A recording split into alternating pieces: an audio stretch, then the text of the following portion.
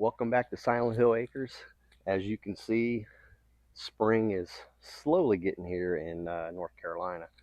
But today I'm going to go ahead and start cutting the grass. Uh, I am going to be using my flail mower on this. I haven't filmed that yet to show people that I actually do use my flail mower to cut my yard. The only issue that I do have with it is it's not the flail mower, it's the tractor itself. I believe the tractor is just too heavy, too big, and it kind of tears the yard up if it's a little bit wet or anything like that. That's why I have some of these bare spots in here. This did have all grass in it, but as you can see, we finished out our walkway here. And when I was bringing in all that gravel and stuff and leveling out before we even put the gravel in, uh, the grass or the yard was a little wet, and it just kind of tore all that up. But let me take you out front, because actually the front yard looks really good. But then again, I haven't been driving on it that much with the tractor. As you can see, the front yard is pretty nice, lush, and but again, this has a lot of undulations in it because I never really smoothed it out and just got it to where it was going to be nice and level. So I want to, again, I'm going to till all this up and try to get it as smooth as I can, and then I'll just start over. This was brand new grass that I planted last fall, and I did a mixture of winter rye and fescue. And my theory behind that was that the winter rye will come in usually pretty quick, grows pretty fast, but what it did was it allowed some cover for that fescue seed. And now that the fescue, this is pretty much all fescue now. Well, it basically gave that insulation, the winter rye did, for the fescue, and protected it, kept it from really washing away. And now I'm really seeing the benefits of the fescue coming up. So that was kind of just an experiment that I did. I didn't know if it was going to work or not, but it seemed to really work well. Again, I still have a few patches here and there. Let me tilt this a little bit. Like I got one right here. There's a couple over here and back in that area, but for the most part, this worked out really good for me. Unfortunately, again, I'm gonna have to tear all this up, and a lot of it get tore up because along our sidewalk here, this entire area here that goes the entire length of the sidewalk, my wife wants a nice flower bed to go down this whole thing here. So again, I'm going to be using my tractor in this, and so the grass is going to get tore up anyways. So I figured that this fall would be a great time to go ahead and redo the yard. And now that I have a pretty good idea of kind of what I'm doing with getting the grass to grow in this soil, I should be able to get it, back to looking like this, hopefully, next year at this time. But we'll see. So right now, I am going to get out my weed eater, do all the trimming, which I'm not going to video that, but I will come back once I have my tractor and my flail mower hooked up, and I will show you what kind of job the flail mower does on the yard. I do have the hammer blades on it, and the only reason I'm just leaving the hammer blades on is because I'm going to be taking it to the other side of the property too, and there's some brush and a little bit hardier weeds and sticks and grass and stuff like that I really want to get cut up. But the hammer blades do a pretty decent job on the yard here. I did have the wide blades on at one time, and it seemed to have a better cut when it came to the grass. But I know once I get on the other side of the property, I really like having those hammer blades on the flail mower. Well, I've finished the weed eating, and now what I want to do is level out my flail mower. For some reason, when I attach my flail mower, it's the only attachment where, it, of course, it's a lot probably heavier on this side because there's more sticking out. So what I need to do is raise this end up, and that way it'll be level. Because if I don't, then this edge over here will cut into the ground a little bit, and it won't give me a level cut. So I'm going to go ahead, and usually what I'll do first is try to find the most level spot that I have, and then what I'll do is I'll set up my blade to about the height that I want to cut, and that might be it about right there. So what I need to do now is adjust this side length, and then once I do that, then I will level it, see what works best. I usually like using my crescent wrench.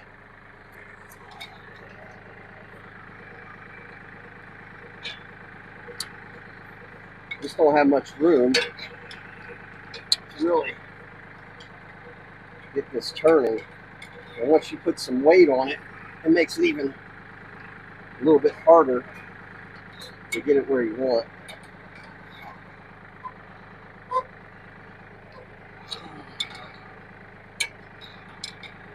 And I did grease that Zerk when I did my maintenance on the tractor. All right, well, let's check this out. And looks like I still need to come up just slightly. It's almost, the bubble's almost even with it. I'm gonna keep cranking on this a little bit.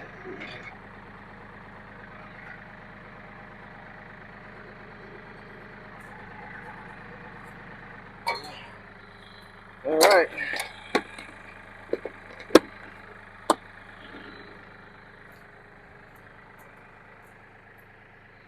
I'll show you there. It is level now. Now, is it perfectly level with the ground? That I don't know, just because, like I said, I try to find the most level spot I can to get it level with my tractor. So anyways, I'm going to go ahead and get the tractor, and I'll show you how I kind of get it set up for when I get ready to cut the grass in my yard. As you see here, this front edge here is angled up a little bit, which means my rollers, got to take my level off, is going to be riding on the ground. And usually what I'll do is I'll even angle this up a little bit more, and it won't give as of a aggressive a cut, but at the same time I'm not going to scalp it. And then if it still appears to be a little bit too tall, then I just lower it down just a little bit, and then I'll go with that cut there. But again, I don't want to be all the way down to the ground where this is sliding like a ski, because then your cut is going to be very aggressive and you're just going to scalp it down. And I like to leave my grass about 3, sometimes even 4 inches during the summertime. I like to keep it nice and tall, because that's going to hold more moisture into the ground. All right, like I already said, I'm more than likely going to raise this up a little bit, which means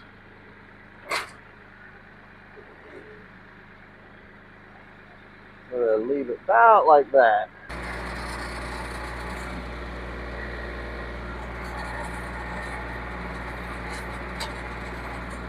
I think I like that.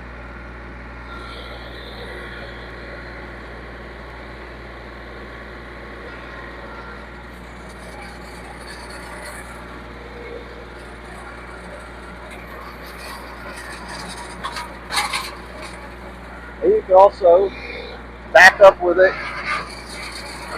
and it'll still cut without any issues.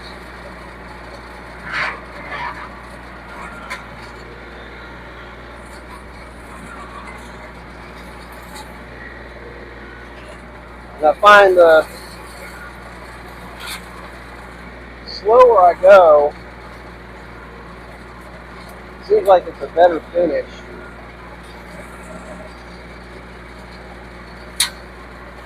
Just because it gives a little bit more time to mulch it up.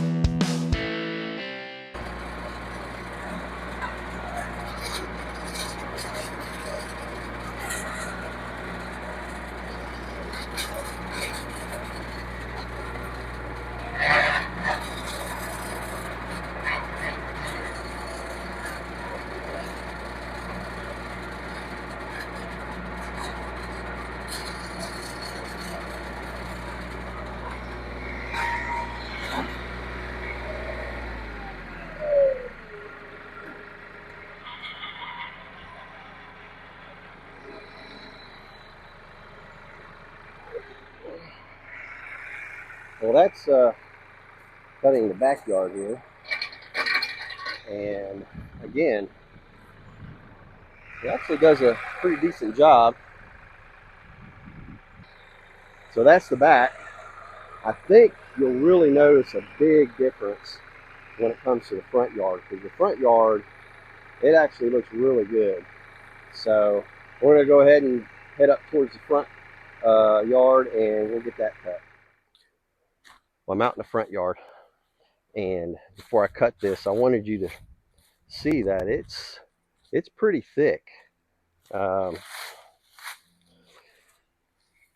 I mean, my fingers are touching the ground, and the grass is above my wrist. So the grass is probably about that tall.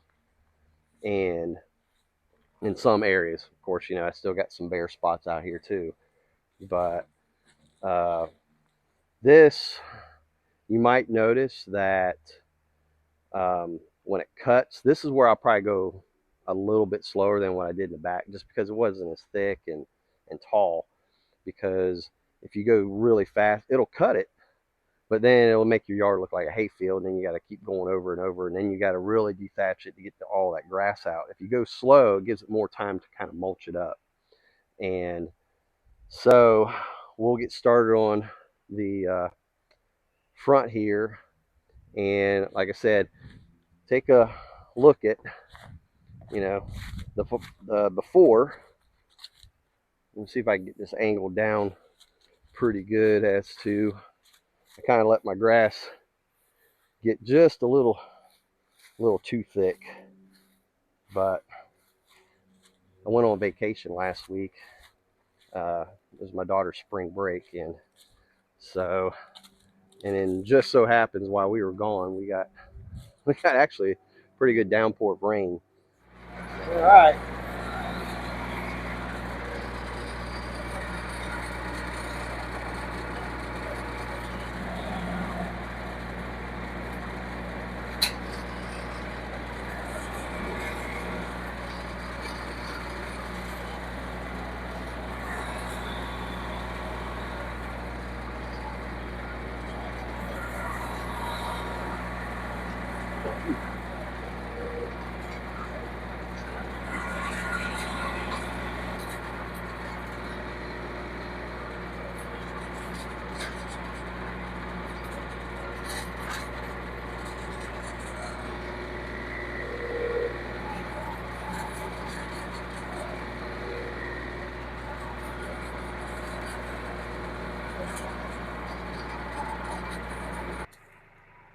All right, I just want to take this moment here just so you can kind of see the difference between, what's been cut, and then of course what I haven't cut yet. Like I said, it does a pretty decent job. I think when you have a full yard, where you don't have these bare spots, I think it cuts even better, because, and also I think if you use those Y blades, I think the Y blades cut better for your yard than, I would say, uh, than these hammer blades.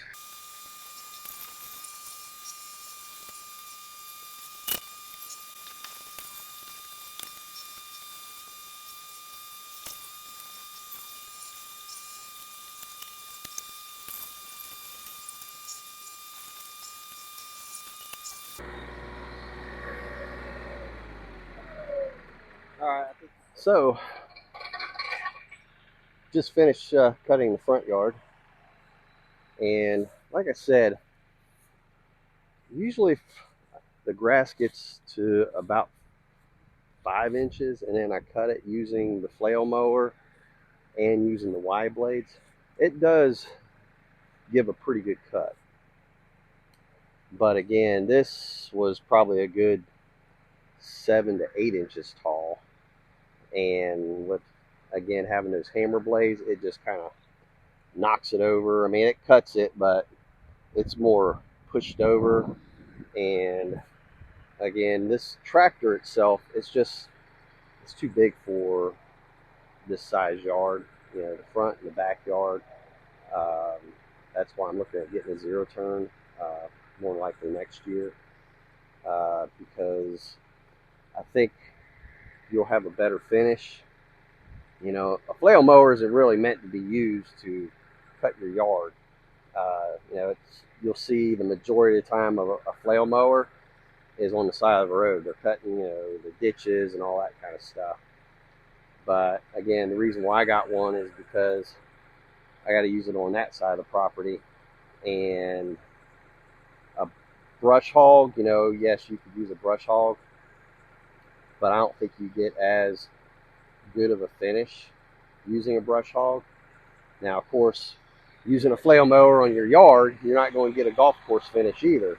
So, that's kind of the trade-off with using, a flail mower instead of using, a regular lawnmower that you would, riding lawnmower or zero turn or push mower even, you're just not going to get as good a finish using a flail mower. But anyways, I'm going to go cut the front by the roadway, and then we'll go to the other side of the property and we'll get that going. Well, I've made it over to the campground. I cut all along the road frontage there, even did my neighbors next door. Um, just like to help them out too. He has a riding lawnmower, but using the flail mower, it gets it down a lot faster and really uh, cuts it down pretty low. But as you can see, the old grass from last year is starting to grow up, or had grown up, and I just hadn't gotten over here to cut it down.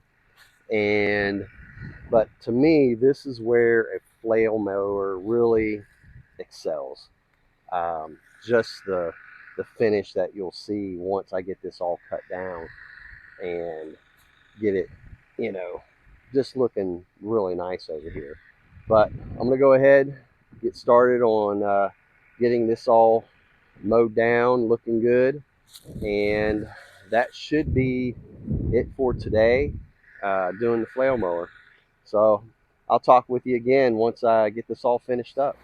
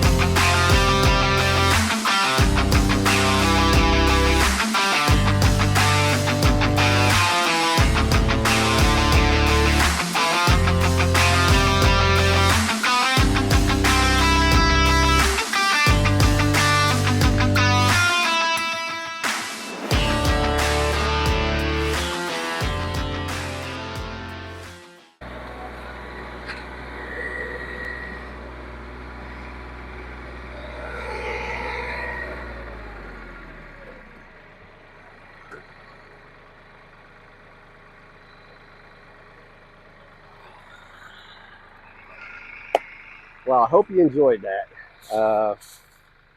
I just love getting out here and using this flail mower.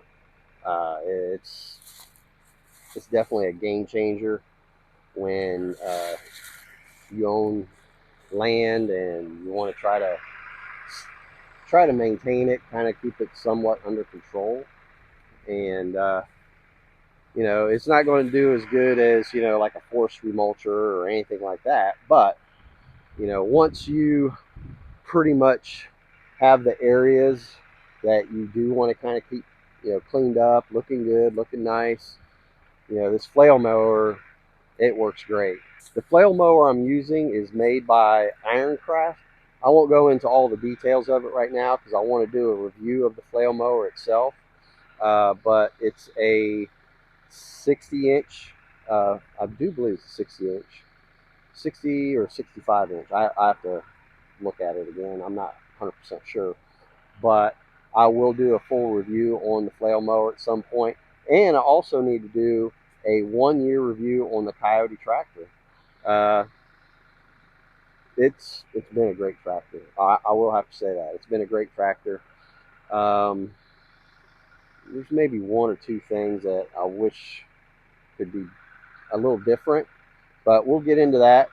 And I hope to see you next time, or you come back and see me next time on Silent Hill Acres. I'll talk to you later.